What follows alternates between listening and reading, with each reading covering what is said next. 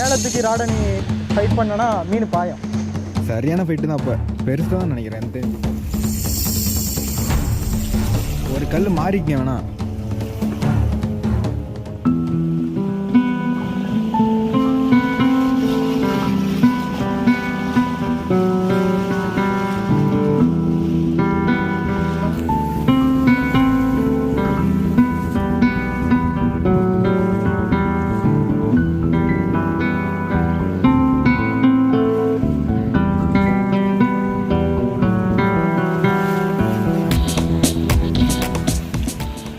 Hello guys, welcome to TN villager. இன்றைக்கி ஒரு சூப்பரான ஃபிஷிங் வீடியோ தான் பார்க்க போகிறோம். இன்றைக்கி நம்ம கிரீன் கலர் சாஃப்ட் லூரை வச்சு தான் ஆரம்பிக்க போகிறோம். யூஸ் பண்ணுற டேக்கிள்ஸோட டீட்டெயில்ஸ் எல்லாமே டிஸ்கிரிப்ஷனில் கொடுத்துட்றேன். தேவைப்படுறவங்க அதை பார்த்து தெரிஞ்சுக்கோங்க.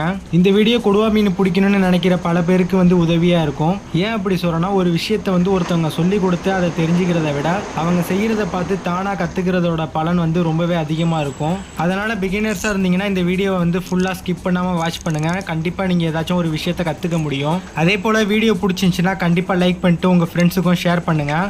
கண்டிப்பாக இந்த வீடியோ உங்கள் எல்லாருக்குமே பிடிக்கும்னு நான் நம்புகிறேன். அதே போல் எல்லாருக்கும் கற்றுக் கொடுக்குற அளவுக்கு நான் ஒன்றும் பெரிய ஆங்கிலர் இல்லை. கண்டிப்பாக இந்த வீடியோவை பார்த்துட்டு எதுவும் தவறு இருந்துச்சுன்னா, இந்த வீடியோன்னு இல்லை, நான் போட்டிருக்க எல்லா வீடியோலையும் எதுவும் தவறு இருந்துச்சுன்னா அந்த வீடியோட கமெண்ட்டில் கண்டிப்பாக பின் பண்ணுங்கள். நான் அந்த தவறை திருத்திக்க பார்க்குறேன். கொடுவா மீன் எப்போதுமே நம்ம தூண்டியில் கிடைக்காது. அது கிடைக்கிற நேரத்தை நம்ம கரெக்டாக கணிச்சு போனோன்னா, அதாவது வாட்டரோட டெம்பரேச்சரு, டைடு, காற்று, அதே போல் அது இருக்கிற இடம், வேவ்ஸு, இது எல்லாத்தையும் நம்ம கணிச்சு போனோன்னா அன்றைக்கி நம்ம கரெக்டாக கொடுவா மீனை பிடிக்க முடியும். கூடிய சீக்கிரமே கொடுவா மீன் எப்படி பிடிக்கணுங்கிற டிப்ஸ் அண்ட் ட்ரிக்ஸான ஒரு வீடியோ கண்டிப்பாக நான் அப்லோட் பண்ணுறேன்.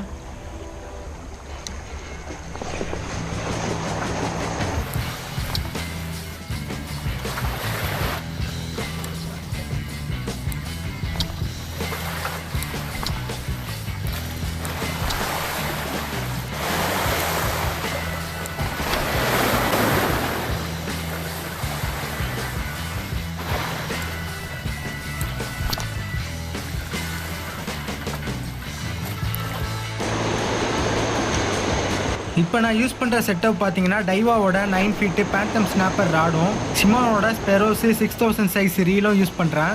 ராடு பார்த்தீங்கன்னா கொஞ்சம் ஹெவியான ராடு தான். இந்த செட்டப் வாங்கி இன்றைக்கி தான் ஃபஸ்ட் டைம் ஃபிஷிங் எடுத்துகிட்டு வரேன்.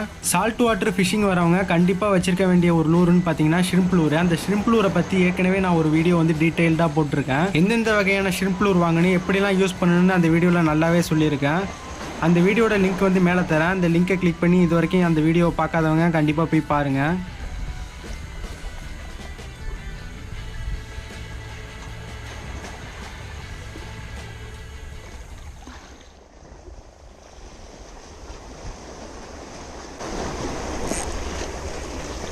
Hey!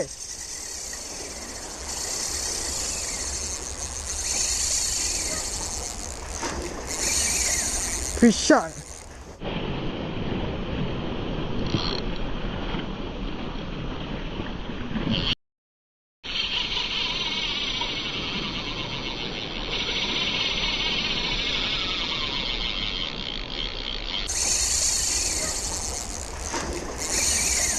Fish on!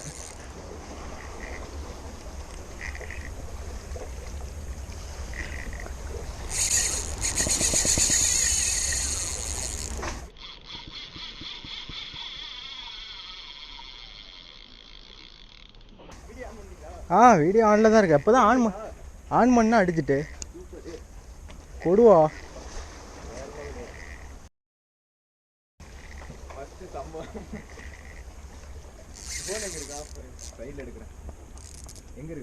Phone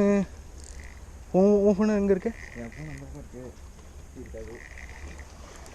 N phone பேக்கில் தான் இருக்குது.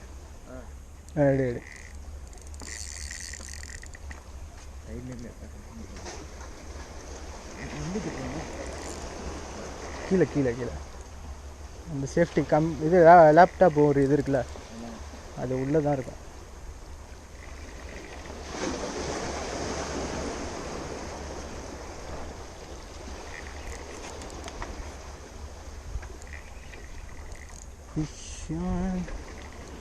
நமக்கு பெரிய மீன் அடிக்குதோ சிறிய மீன் அடிக்குதோ அது பிரச்சனை இல்லை. நம்ம எந்த மீன் அடித்தாலும் நம்ம பதட்டப்படக்கூடாது. நம்ம பதட்டப்பட்டோம்னா கண்டிப்பாக ஏதாச்சும் ஒரு தப்பு பண்ணி அந்த மீனை வந்து மிஸ் பண்ணிடுவோம்.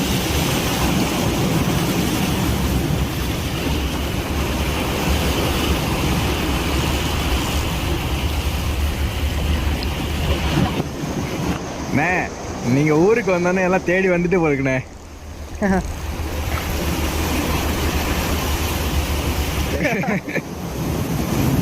இல்லை வந்தோடனே சம்பவமாக இருக்கு, போட்டு விடுங்க.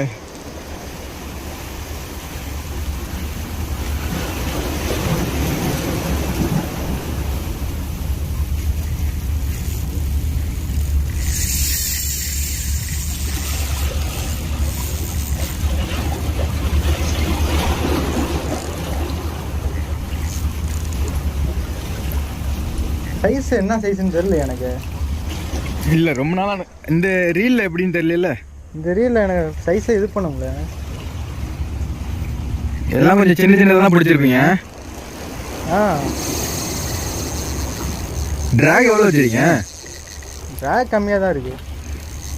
இருக்கும் 5 இருக்குன்னு நினைக்கிறேன். ஐ திங்க் 5 இருக்கிற மாதிரி தெரில, பெருசாக இருக்கிற மாதிரி தெரியுது. அமுத்துதா போட்டு? என்ன போட்டா அண்ணே சின்னதுனா மிதந்துருக்கும், அங்கே போகுது பார்த்தீங்களா? ஆ பெருசு தான் எனக்கு தெரிஞ்சு. ஏன்னா அவ்வளோ தூரம் போக சின்னது டக்குன்னு மிதந்துடும், ஒரு 5 நிமிஷம் தான். பெண் மீன் நினைக்கிறேன் எனக்கு தெரிஞ்சு. மேலே குதிக்க மாட்டேங்குது.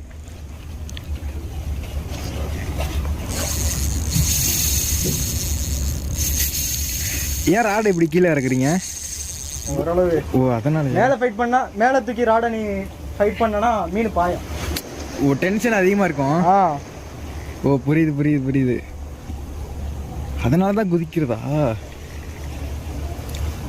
எந்த மீனுமே அவ்வளோ தூரம் போய் பார்த்து கிடையாது, எல்லாமே பக்கத்துலேயே தான் ஃபைட் பண்ணோம், டக்குன்னு கரையேறிடும்.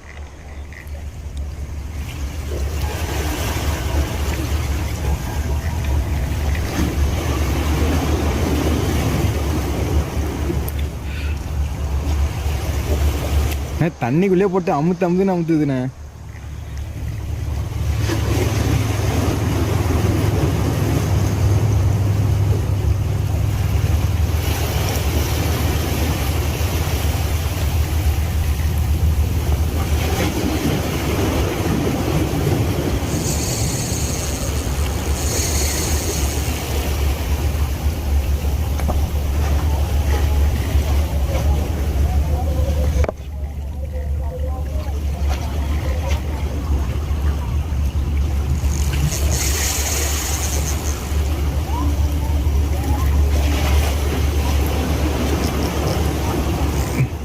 மீன் எங்கே போகுதுன்னே தெரியல.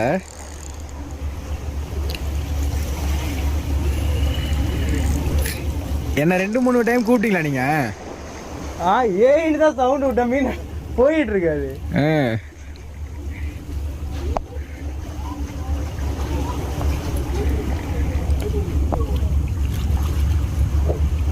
என்ன இப்படி ஃபைட் பண்ணுது என்னன்னு தெரியலையே. ஆனால் மேலே வாயை பொழந்துட்டு மேலே வந்துடுண்ணே,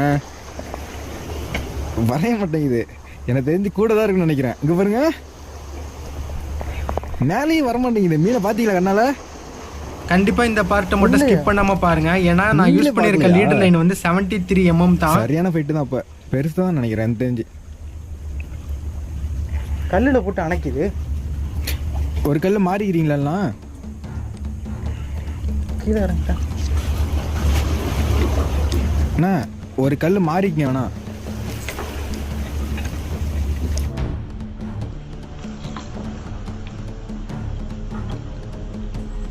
மீன் கல்லுக்கிட்ட வந்து உரசிக்கிட்டு நிற்கிறப்ப பெயிலாம ஓப்பன் பண்ணி மீனை ரிலீஸ் பண்ணியிருப்பேன். இதை மட்டும் நான் பண்ணலன்னா கண்டிப்பாக லீடர் லைனாக இருந்து மீன் மிஸ் ஆகிருக்கும். பார்த்து பொறுமையாக ஒரு கல் மாறிக்கங்க. மீன் மேலேயே வர மாட்டேங்குது. சரி என்னன்னு தெரியலண்ணே.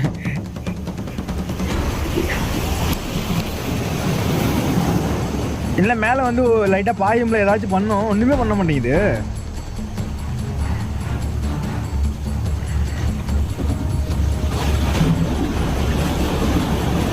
ஒரு வழியாக வந்துருச்சு. வரட்டுமா கிலோ? சின்ன மீன் தானே? இல்லை இல்லை, எனக்கு தெரிஞ்சு பெருசு தானே. செல்ல கிலோ வச்சுருச்சு. இது அஜினே வருது.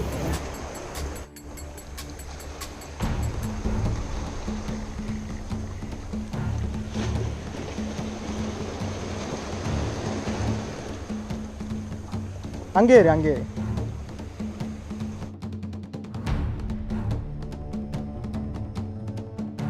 வெயிட்.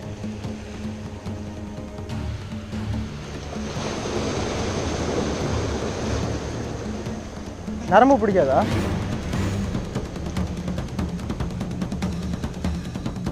கையை உள்ள விட்டியா?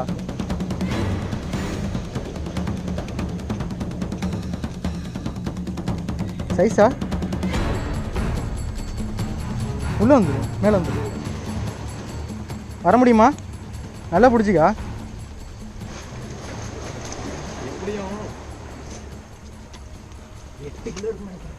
எட்டா? என்ன இப்படி ஃபைட்டு? சை, சைஸ் சின்ன இதுதான்டா. இது எம்மா பெருசு பெண்ணு. என்ன இவ்வளோ ஃபைட்டு பண்ணுது? நீ ஒரு வீடியோ எடுத்துக்கலாம். பிடிச்ச ரீல் பார்த்தீங்க, ஷிமோனோ ஸ்பெரோ 6000 சைஸு தூக்கி மொபைலில் காமிச்சா கரெக்டாக இருக்கும். நீங்கள் காலை வச்சு என்ன பேசுறது?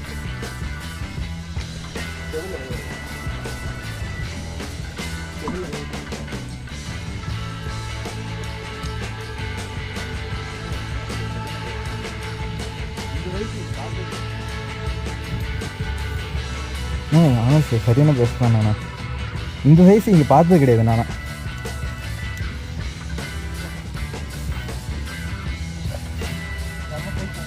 முரட்டு சைஸ்னு இது. எனக்கு தெரிஞ்சு 9 கிலோ இருக்குன்னு நினைக்கிறேன். சூரிய ஒளி இருக்கிறதுனால சரியாக கவர் ஆகல.